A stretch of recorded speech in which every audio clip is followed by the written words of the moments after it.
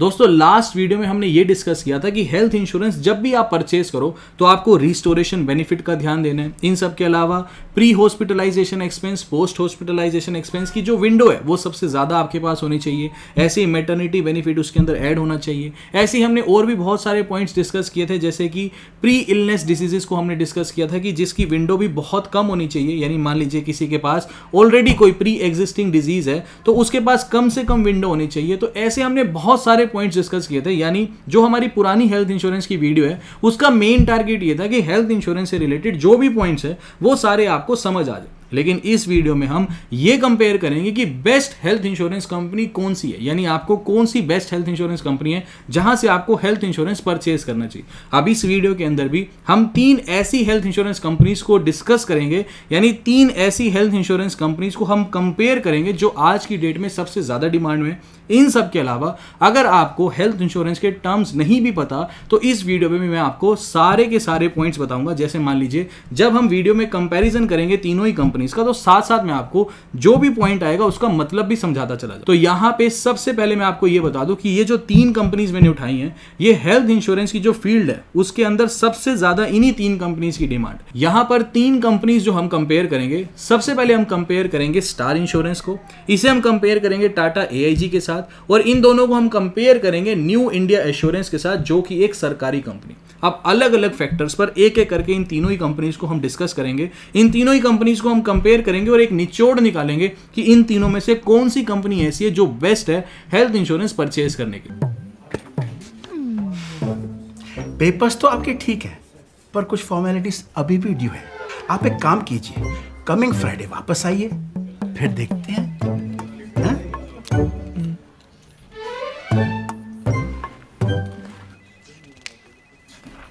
सबसे पहला पॉइंट आता है कि ये जो तीनों ही कंपनी है इनके प्रीमियम्स कितने हैं। यानी मान लीजिए एक एग्जांपल लेके चलेंगे कि 5 लाख रुपए का अगर हम सम एश्योर्ड लेते हैं, बाकी आपकी डिमांड है, आप 10 लाख का भी ले सकते हो, 15 लाख, 20 लाख, आपको जितनी जरूरत है उतने हिसाब से आप सम एश्योर्ड ले सकते हो। लेकिन एक एग्जांपल को समझने के लिए हम पूरी वीडियो में 5 लाख रुपए का सम एश्योर्ड लेके चलेंगे तीनों ही कंपनी के लिए। तीनों कंपनी में अगर मान लो मैं इसमें 5 लाख का सम एश्योर्ड लेता हूं, इसमें भी 5 का, इसमें भी 5 का, तो मेरे कितने प्रीमियम्स बैठते हैं। तो यहां पर स्टार हेल्थ इंश्योरेंस के 690 रुपए पर मंथ से इनके प्रीमियम स्टार्ट होते हैं 5 लाख के कवर के लिए।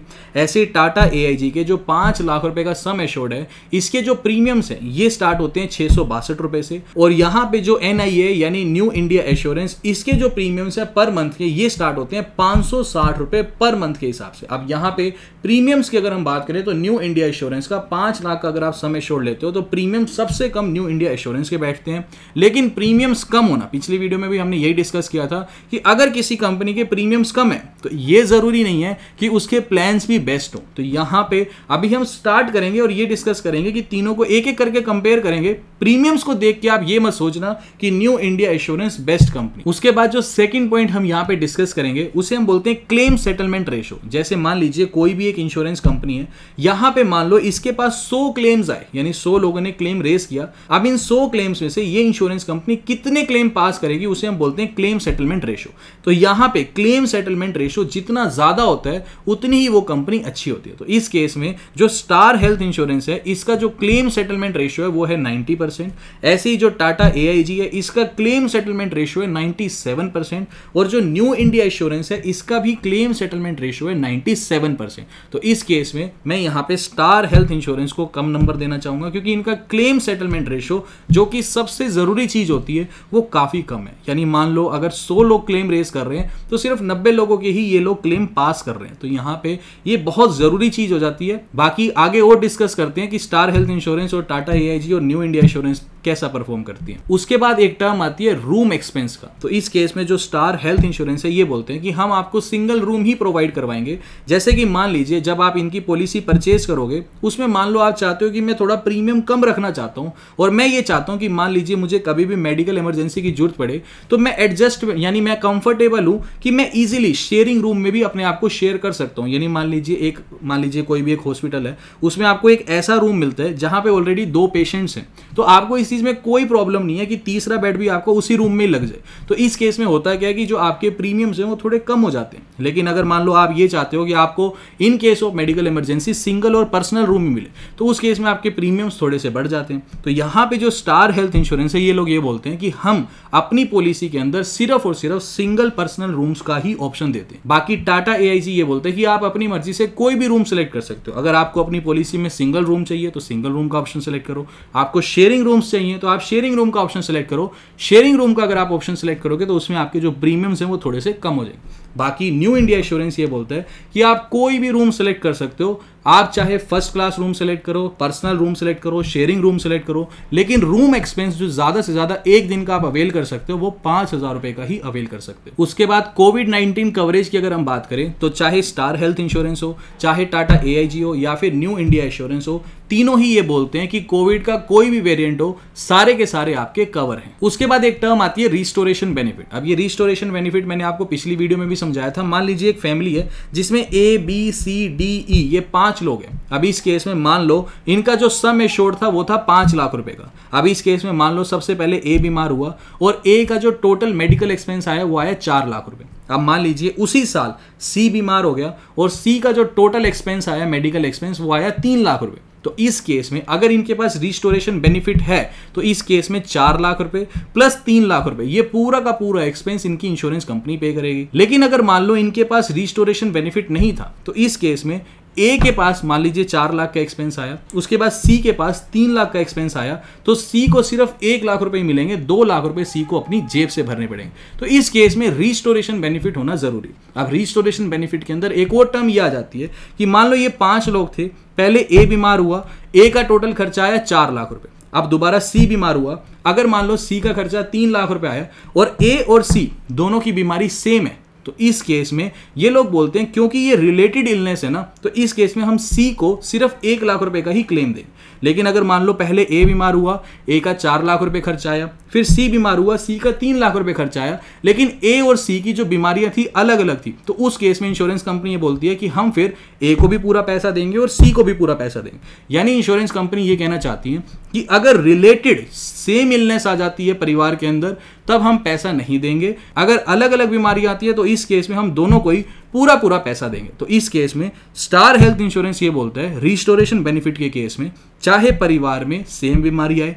चाहे अलग अलग बीमारी आए, हर किसी को 5 लाख रुपए का सम एश्योर्ड मिलेगा। टाटा AIG ये बोलता है कि अगर मान लीजिए अलग अलग बीमारी आती हैं तब तो सम एश्योर्ड पूरा मिलेगा, अगर सेम बीमारी आ जाए तब सम एश्योर्ड हम पूरा नहीं देंगे। तीसरे केस में न्यू इंडिया एश्योरेंस भी सेम जो टाटा AIG प्रोवाइड कर रहा है कि अगर अलग अलग बीमारियां आती हैं तब तो पैसा मिलेगा, सेम बीमारी आती है तब पैसा नहीं मिलेगा। इसके बाद एक टर्म आती है नो क्लेम बोनस की। तो इस केस में स्टार हेल्थ इंश्योरेंस सिंपली ये बोलता है कि जैसे कि आपके पास टोटल जो सम एश्योर्ड था वो था 5 लाख रुपए, मान लो पहले साल आपने कोई भी क्लेम रेज नहीं किया, तो इस केस में स्टार हेल्थ इंश्योरेंस सिंपली ये बोलता है तो अगले साल हम आपको बोनस देंगे। तो इस केस में आपके पास 5 लाख रुपए का सम एश्योर्ड था, तो अगले साल हम आपका सम एश्योर्ड बढ़ा देंगे 2.5 लाख रुपए, तो आपका टोटल सम एश्योर्ड हो जाएगा 7.5 लाख रुपए और प्रीमियम आपका सेम रहेगा। अब मान लो अगले साल भी आपने कोई भी क्लेम रेज नहीं किया, तो ये लोग ये बोलते हैं कि अगले साल फिर हम आपका 2.5 लाख रुपया और इंक्रीज कर देंगे सम एश्योर्ड का, तो अब आपका टोटल सम एश्योर्ड हो जाएगा 10 लाख रुपए।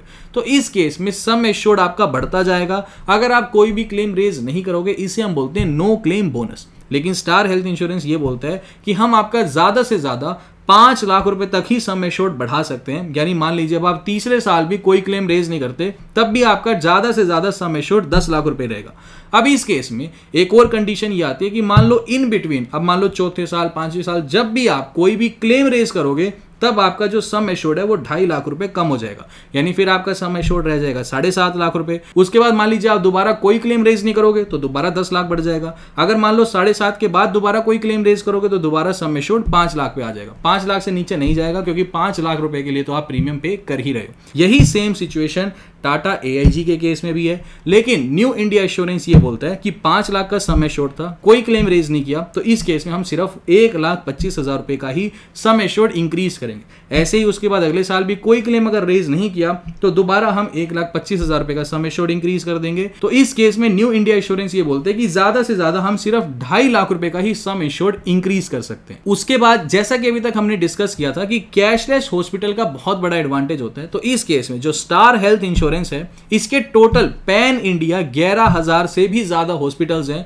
जिसके साथ इनका टाई अप है और वहां पर आपको इजीली कैशलेस हॉस्पिटल का ट्रीटमेंट मिल जाएगा। इसी तरह अगर मैं टाटा एआईजी की बात करूं तो इनके पैन इंडिया 7500 से ज्यादा हॉस्पिटल के साथ टाई अप है। लेकिन अगर मैं न्यू इंडिया एश्योरेंस की बात करूं तो इनका टाई अप कैशलेस ट्रीटमेंट के लिए सिर्फ और सिर्फ 2000 हॉस्पिटल के साथ ही है। इसके बाद एक और टर्म आती है कोपे। कोपे का सिंपली मतलब ये होता है कि मान लो अगर आपका टोटल सम एश्योर्ड 5 लाख रुपए है तो इंश्योरेंस कंपनी ये कहेगी कि अगर मान लो आपको कोई भी मेडिकल ट्रीटमेंट की जरूरत पड़ेगी, मान लीजिए आपका टोटल लेट से कि 4 लाख रुपए का खर्चा आया, तो इस केस में इंश्योरेंस कंपनी ये कहती है कि 80% पैसा तो हम दे देंगे, 20% पैसा आपको पे करना पड़ेगा। यानी मान लो किसी का 4 लाख रुपए का बिल आ गया मेडिकल एक्सपेंस के लिए, तो उस केस में 80,000 रुपए तो इस कस्टमर को पे करने पड़ेंगे और 3,20,000 रुपए उसकी इंश्योरेंस कंपनी पे करेगी। इसे हम बोलते हैं कोपे। अब इस केस में अच्छी बात यह है कि star health insurance, Tata AIG और न्यू इंडिया एश्योरेंस तीनों ही कंपनी कोई भी कोपे का ऑप्शन आपको नहीं प्रोवाइड करती, क्योंकि कोपे लेने का फायदा ही क्या है। देखो, अगर मान लो आपको अपनी जेब से ही कुछ परसेंटेज भरना है तो फिर हेल्थ इंश्योरेंस लेने का क्या फायदा, फिर तो इसे ना ही लो, सारा पैसा ही हम अपनी जेब से भर देंगे। तो कोपे लेने का कोई भी बेनिफिट नहीं होता। अगर आपको हेल्थ इंश्योरेंस लेना ही है तो आप कंप्लीट 100% हेल्थ इंश्योरेंस लो कि अगर मान लो कोई भी आपत्ति आती है हेल्थ से जुड़ी हुई तो सारा का सारा पैसा हेल्थ इंश्योरेंस कंपनी ही मुझे पे करेगी। उसके बाद एक टर्म आती है प्री हॉस्पिटलाइजेशन एक्सपेंस। मान लो ये व्यक्ति ए है, इसे कोई भी मेडिकल इमरजेंसी की जरूरत पड़ी और ये हॉस्पिटल में जाके एडमिट हो गया। हो सकता है कि इस व्यक्ति को पहले भी इसने कुछ ना कुछ इलाज कराया हो, कोई ना कोई ब्लड टेस्ट करवाया हो, कोई भी मेडिकल एक्सपेंस हो, इसने हॉस्पिटल में एडमिट होने से पहले हो सकता है कोई भी खर्चा किया हो। तो इस केस में स्टार हेल्थ इंश्योरेंस सिंपली ये बोलता है कि हम प्री हॉस्पिटलाइजेशन एक्सपेंस की जो विंडो है वो 60 दिन की देंगे। यानी हॉस्पिटल में एडमिट होने से 60 दिन पहले तक जो भी खर्चा होगा उसका भी पैसा हम ही भरेंगे। टाटा एआईजी भी यही बोलते हैं कि हम प्री हॉस्पिटलाइजेशन एक्सपेंस की विंडो 60 डेज की रखते हैं। लेकिन न्यू इंडिया एश्योरेंस ये बोलता है कि हम प्री हॉस्पिटलाइजेशन एक्सपेंस की जो विंडो है वो सिर्फ और सिर्फ 30 डेज की रखेंगे। ऐसे ही मान लीजिए जो ये व्यक्ति ए है, ये हॉस्पिटल से रिकवर हो चुका है और उसके बाद घर जा चुका है।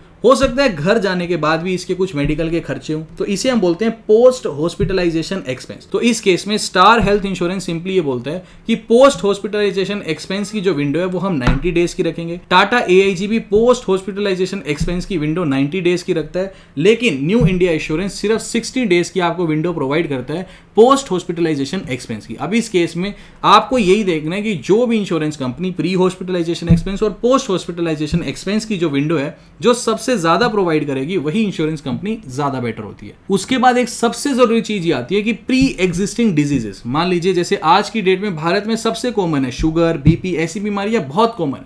तो ऐसे में मान लीजिए कोई ऐसा व्यक्ति है जो हेल्थ इंश्योरेंस पॉलिसी लेना चाह रहा है और इसको कोई भी प्री एग्जिस्टिंग डिजीज है, यानी हेल्थ इंश्योरेंस पॉलिसी परचेज करते समय भी इसे कोई ना कोई बीमारी है, तो इस केस में इंश्योरेंस कंपनी बोलती है कि ठीक है आप हमसे हेल्थ इंश्योरेंस परचेज कर लो, कोई बात नहीं, लेकिन जो बीमारी आपको अभी है ना हेल्थ इंश्योरेंस परचेज करते टाइम भी जो आपको बीमारी है, अगर इस बीमारी के लिए आपको मेडिकल एक्सपेंस की जरूरत पड़ी तो हम आपका पैसा तभी भरेंगे जब आपको पॉलिसी परचेज किए हुए एटलीस्ट 3 साल 4 साल कंप्लीट हो जाए, तभी हम आपकी प्री एग्जिस्टिंग डिजीजेस का पैसा पे करेंगे। अगर मान लो 3 साल 4 साल से पहले ही आपका कोई मेडिकल एक्सपेंस आ जाता है प्री एग्जिस्टिंग डिजीज को लेके, तो उस केस में हम आपका कोई भी पैसा पे नहीं करेंगे, आपको अपनी जेब से ही पे करना पड़ेगा। तो इस केस में हमें यह देखना होता है कि अगर हमारी नीड ही यही है कि अगर मान लीजिए हमें एक सेफ्टी चाहिए प्री एग्जिस्टिंग डिजीजेस के लिए, तो उस केस में हमें इसकी विंडो कम से कम देखनी चाहिए। हो सकता है जितनी कम हम विंडो देखेंगे उतना प्रीमियम बढ़ेगा ही, लेकिन अगर हमारी मजबूरी यही है, हमें डिमांड ही इस चीज की है कि प्री एग्जिस्टिंग डिजीज की विंडो कम से कम हो, तो उस केस में फिर हमें प्रीमियम्स नहीं देखने चाहिए। तो इस केस में स्टार हेल्थ इंश्योरेंस सिंपली ये बोलता है कि प्री एग्जिस्टिंग डिजीजेस के लिए हम पैसा देंगे आपको अगर आपकी एटलीस्ट पॉलिसी परचेज किए हुए 3 साल कंप्लीट हो जाए। टाटा एआईजी भी सिंपली यही बात बोलता है, लेकिन न्यू इंडिया एश्योरेंस आपको बोलता है कि हम प्री एग्जिस्टिंग डिजीजेस का पैसा तभी देंगे जब पॉलिसी परचेज किए हुए आपको एटलीस्ट 4 साल कंप्लीट हो जाएंगे। उसके बाद तीनों ही पॉलिसी के अंदर अगर हम मैटरनिटी बेनिफिट की बात करें तो स्टार हेल्थ इंश्योरेंस सिंपली ये बोलता है कि अगर आपको पॉलिसी परचेज किए हुए एटलीस्ट 2 साल कंप्लीट हो जाते हैं तो इस केस में हम आपको मैटरनिटी बेनिफिट भी देंगे। अगर मान लीजिए नॉर्मल डिलीवरी होती है तो उस केस में 15,000 रुपये, सी सेक्शन के लिए 20,000 रुपये। बाकी अगर हम टाटा एआईजी और न्यू इंडिया एश्योरेंस की बात करें तो ये कोई भी मैटरनिटी बेनिफिट अपने प्लान के अंदर नहीं देते। इन सब के अलावा थोड़े और भी पॉइंट्स है जो मैं आपको फटाफट बता देता हूं।